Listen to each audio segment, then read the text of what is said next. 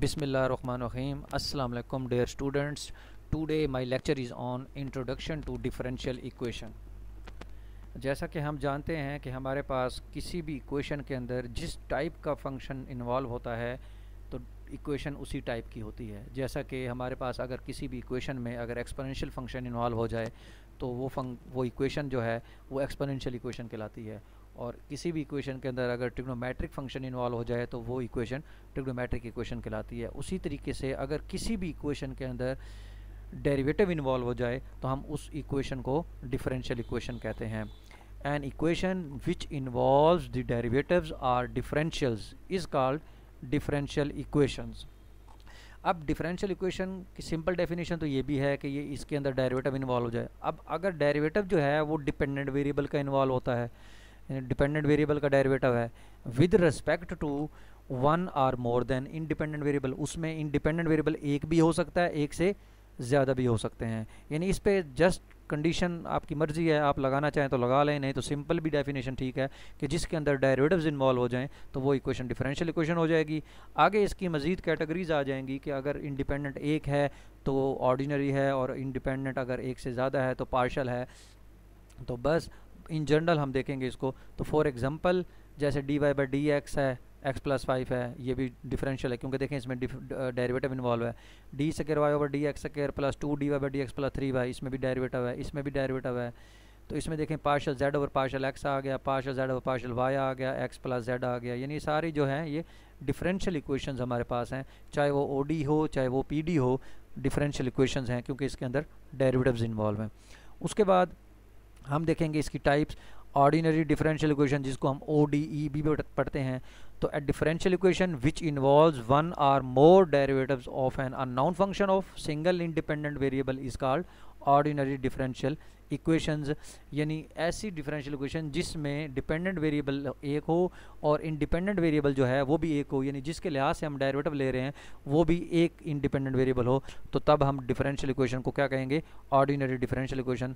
जैसा कि इसमें देखें हमारे पास 1 2 3 4 5 6 एग्जाम्पल तक हमारे पास जो हैं ये ऑर्डिनरी डिफरेंशियल इक्वेशंस हैं।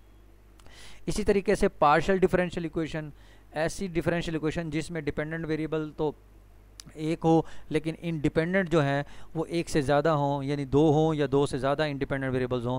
ए differential equation which involves N unknown function of 2 और more independent variables and it's partial derivatives is called partial differential equation.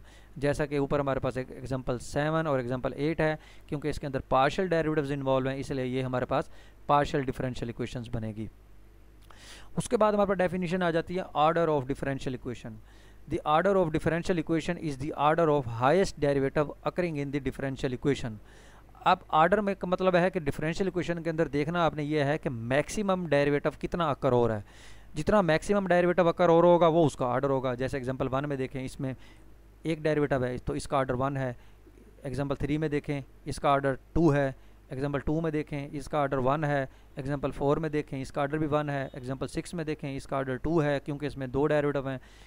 Example 5 में देखें इसका आर्डर 3 है। एग्जाम्पल 7 में आर्डर 1 है। एग्जाम्पल 8 में आर्डर 2 है। तो ये आपको आर्डर्स का पता होना चाहिए। उसके बाद हमारे पास होता है डिग्री ऑफ डिफरेंशियल इक्वेशन।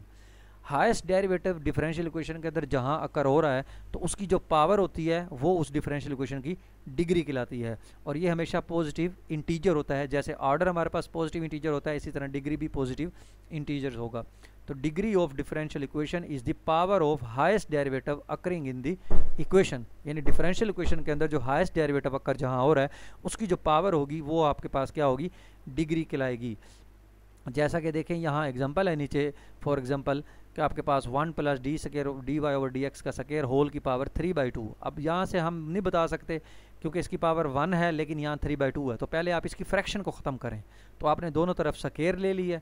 जब दोनों तरफ स्क्वायर लिया तो यहाँ देखें आर्डर फर्स्ट है, यहाँ आर्डर 2 है, तो इसकी पावर कितनी है 2। इसलिए इस डिफरेंशियल इक्वेशन का जो आर्डर है आर्डर भी 2 है और इसकी डिग्री जो है वो भी 2 ही है। उसके बाद हम डेफिनेशन पढ़ते हैं linear and non linear differential equation. Linear and non linear differential equation. A differential equation is said to be linear if it is of first degree in the dependent variable and all of its derivative।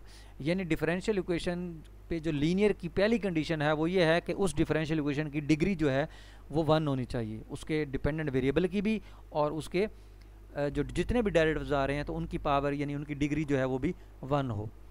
दूसरी condition है the coefficient of dependent variable and its derivative are either constant or function only independent variable. यानी इसमें main ये बात ये है कि जो डिपेंडेंट वेरिएबल है या उसका जो डेरिवेटिव्स है उसके साथ जो फंक्शन मल्टीप्लाई हो रहा होगा या तो वो कांस्टेंट होना चाहिए या वो इंडिपेंडेंट वेरिएबल का होना चाहिए।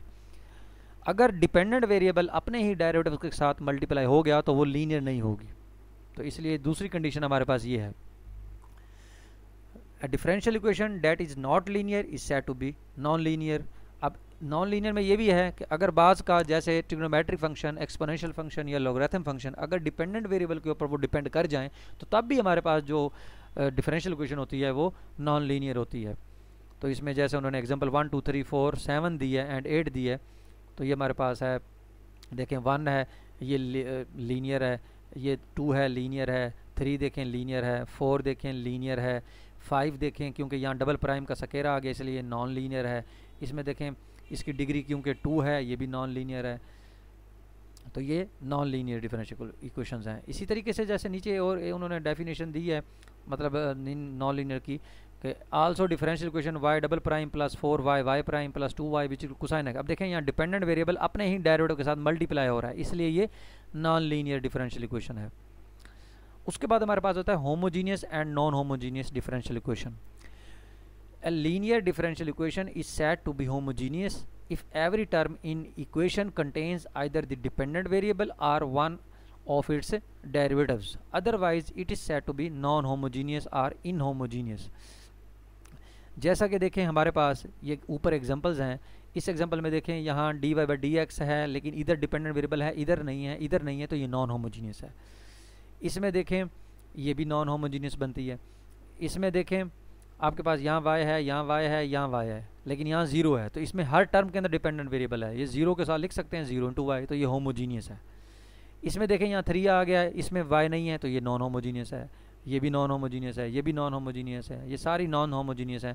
सिर्फ इसमें आपके पास 3 जो है ये आपके पास होमोजीनियस डिफरेंशियल इक्वेशन है जिसमें हर टर्म के अंदर डिपेंडेंट वेरिएबल इन्वॉल्व होगा।